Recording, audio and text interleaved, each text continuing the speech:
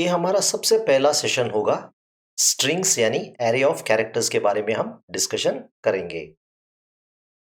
इससे पहले हमने एरे ऑफ नंबर्स डिस्कस किया था पिछले सीरीज में या पिछले चैप्टर में, जिसमें आपको पता था कि एरेज में same type of data one after the other store किया जाता है।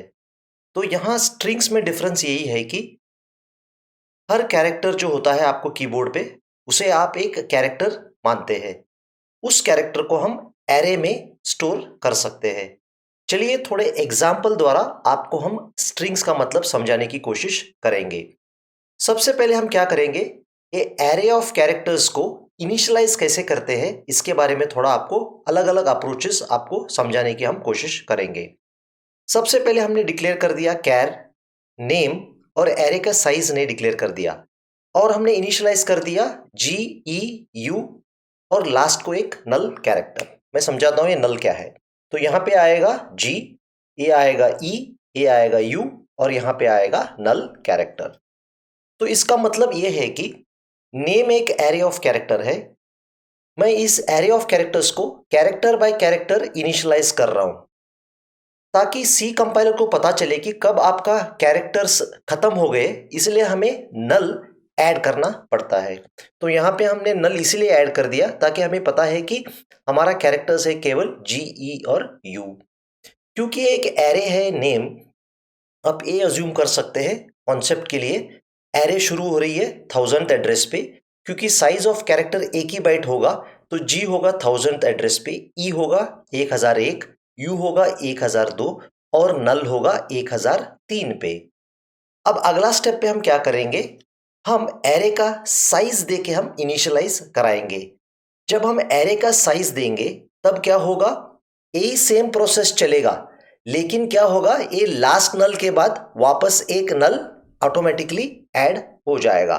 तो पहला कैरेक्टर है GEU नल, और क्योंकि इसका मैक्सिमम कैपेसिटी है 5, लेकिन हमने केवल 4 स्थान यूज किया है, तो 5वां स्थान ऑटोमेटिकली नल अपेंड हो जाएगा।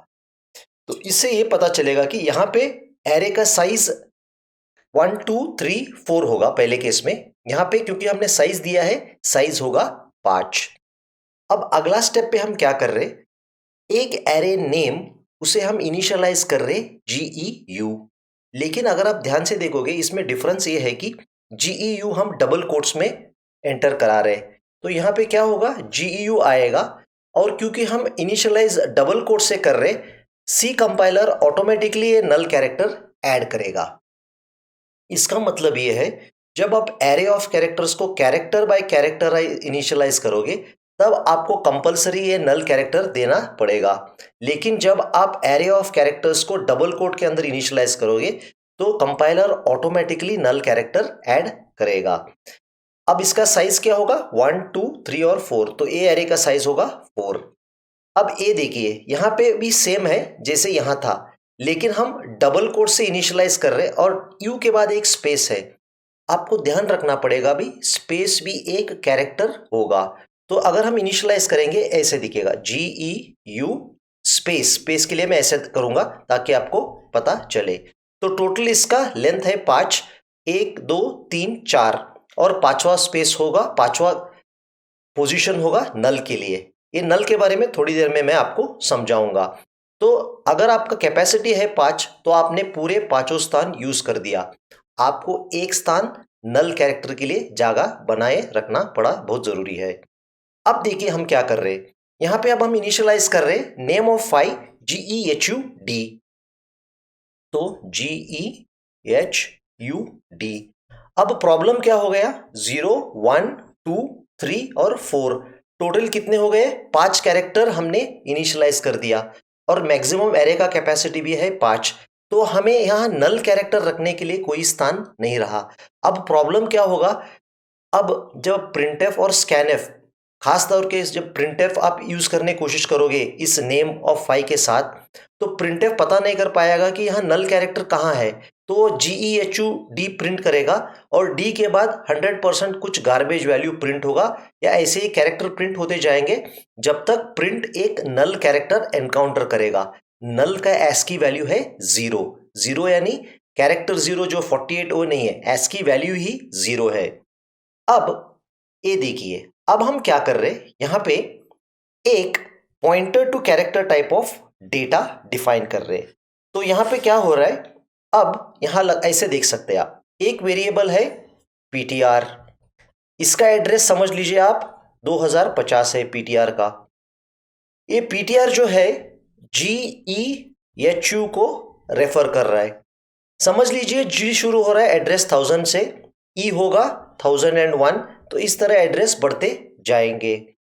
क्योंकि a pointer to a character type of data है, पीटीआर के अंदर एड्रेस ऑफ जी होगा, तो पीटीआर के अंदर एड्रेस 1000 प्रिंट होगा अगर आप केवल पीटीआर प्रिंट करोगे।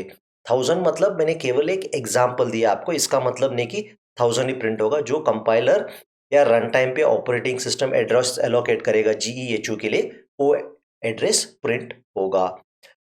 अगर आप कैरेक्टर या pointer to a character type of data ऐसे कैरेक्टर डिक्लेयर कर दे, तो आप GEHU को मॉडिफाई यानी चेंज नहीं कर सकते। अगर आप ये करने की कोशिश करो PTR is equal to H, मतलब आप G को बदल के H करने की कोशिश करें, तब आपको कंपाइल टाइम में प्रॉब्लम नहीं आएगी, रन टाइम में एक एरर आएगा, सेगमेंटेशन फॉल्ट। क्योंकि ये जो GEHU है एक ऐसे एरिया ऑफ मेमोरी में रहता है जहां पे वो मेमोरी एरिया केवल रीड ओनली परमिशन है, वहां पे आप मॉडिफाई या राइट नहीं कर सकते हैं। अब देखिए हमने क्या कर दिया, एक एरे ऑफ कैरेक्टर्स जिसका नाम है पीटीआर, मैक्सिमम विड्थ है 20, हमने इनिशियलाइज कर दिया GEHU। अगर हमने इस एरे का लेंथ या इस स्ट्रिंग का लेंथ फाइंड आउट करने की कोशिश की, तो इसका लेंथ आएगा 1 2 3 4, इसका लेंथ 20 नहीं होगा, इसका लेंथ होगा केवल जितने कैरेक्टर्स हमने एंटर कर दिया और जब तक नल तक हम पहुंचे। तो यहाँ 1 2 3 4 नल काउंट नहीं होता लेंथ में, तो इसी कारण इस पीटीआर ऑफ 20 का लेंथ 20 नहीं है, केवल 4 है। अब मैं आपको डिफरेंस बताऊंगा declaration of a character versus declaration of a character array. तो अगर हमने ए डिक्लेयर कर दिया as a character type of data, तो हमने इनिशियलाइज कर दिया सिंगल कोट द्वारा। ये ध्यान रखना, कैरेक्टर को हमेशा आप सिंगल कोट के द्वारा इनिशियलाइज करोगे, लेकिन कैरेक्टर ए ऑफ ऐसा एरे सिंबल यूज करोगे, और अगर आप डबल कोट करोगे तब ए बन जाएगा स्ट्रिंग, क्योंकि जी के बाद एक नल कैरेक्टर जो है ऐसा दिखेगा, नल कैरेक्टर जो है ऑटोमेटिकली ऐड होगा जी के बाद। और इस एरे का अगर आप लेंथ फाइंड आउट करोगे तो एक प्रिंट होगा, लेकिन इसका टोटल कैपेसिटी होगा 2, क्योंकि एक कैरेक्टर एक स्पेस एक पोजीशन होगा जी के लिए, दूसरा पोजीशन होगा नल कैरेक्टर के लिए। अब आप ये समझना जरूरी है कि नल कैरेक्टर क्यों यूज किया जाता है। नल कैरेक्टर स्ट्रिंग्स में बहुत ही इंपॉर्टेंट है, क्योंकि जब हम डेटा एंटर कर रहे हैं, जैसे नंबर हम कह सकते हैं 10 नंबर एंटर करो, 20 नंबर एंटर करो, तब हमें पता चलता है कि 10 ही नंबर है या केवल 20 ही नंबर है। लेकिन स्ट्रिंग्स में प्रॉब्लम ये हो सकता है कि समझ लीजिए मैं आपका नाम, हमारा नाम या 10 लोगों का नाम एंटर कर रहा हूं, हर एक का नाम अलग अलग लेंथ से अलग अलग नंबर ऑफ कैरेक्टर्स होंगे। तो हमारा जब लास्ट कैरेक्टर हम एंटर करेंगे, उसके बाद ऑटोमेटिकली अगर हम स्कैनएफ यूज करेंगे तो ऑटोमेटिकली नल कैरेक्टर अपेंड हो जाएगा उस पर्टिकुलर डेटा आइटम पे। तो समझ लीजिए हमने एंटर कर दिया GEHU, या यू के बाद नल कैरेक्टर ऑटोमेटिकली कंपाइलर आपके लिए अपेंड करेगा। अब ये नल कैरेक्टर समझना बहुत जरूरी है। ASCII value of null character 0 है, 0 यानी 0 to 9 वो नहीं है, कैरेक्टर 0 का ASCII वैल्यू है 48, ठीक है, ये 0 नहीं है, मतलब इसका नल कैरेक्टर का ASCII वैल्यू ही 0 है। तो आपको ये ध्यान रखना पड़ेगा। अब आप देख सकते हैं हम कैसे ये जो इनिशियलाइज किए हुए स्ट्रिंग्स हम कैसे किस तरह प्रिंट कर सकते हैं।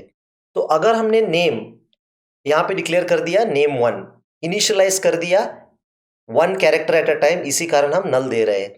तो जब हम प्रिंट एफ करेंगे GEU प्रिंट होगा, नल आपके स्क्रीन पे डिस्प्ले नहीं होगा और प्रिंट भी नहीं होगा, क्योंकि नल आने के बाद प्रिंट एफ हॉल्ट करेगा। अगला स्टेप पे नेम 2 कैपेसिटी है 5, GEU नल, तो आउटपुट में GEU आएगा। अगला स्टेप पे नेम 3 GEU, तो इस एरे का साइज होगा 4, क्योंकि GU के बाद एक नल कैरेक्टर आएगा तो टोटल होगा इसका कैपेसिटी 4, लेकिन प्रिंट होगा केवल GE और U।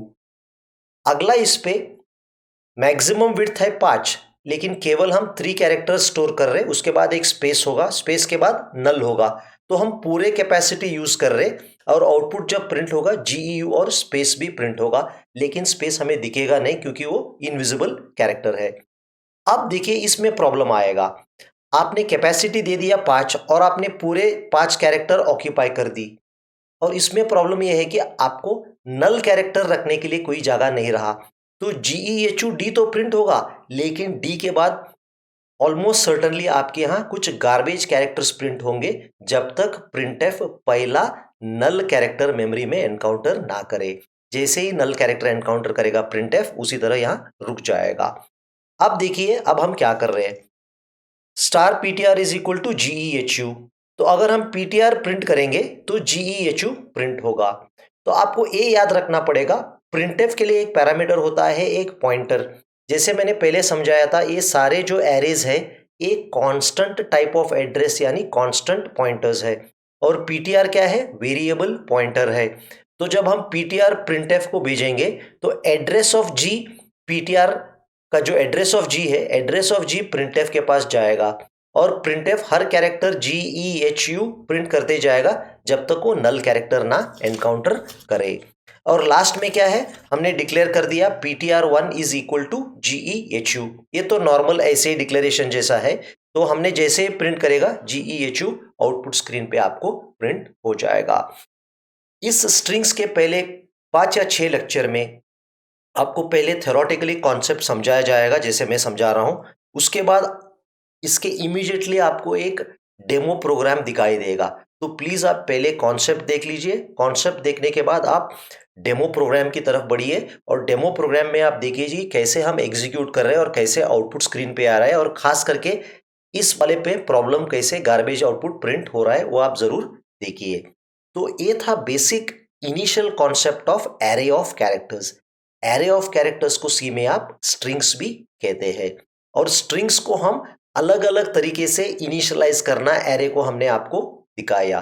तो ये इनिशियलाइजेशन आइडिया होना जरूरी है। ऑलमोस्ट 100% हम ये डबल कोट्स यूज करके इनिशियलाइज करेंगे, बहुत कम होगा जब हम ये कैरेक्टर बाय कैरेक्टर इनिशियलाइज करेंगे। कैरेक्टर बाय कैरेक्टर इनिशियलाइज इसीलिए नहीं करेंगे क्योंकि हमें खुद लास्ट को नल कैरेक्टर डालना पड़ेगा। अगर हमने नल कैरेक्टर डालना भूल गया तब आप जब प्रिंटफ करोगे तब आपका गार्बेज आउटपुट प्रिंट होगा यू के बाद।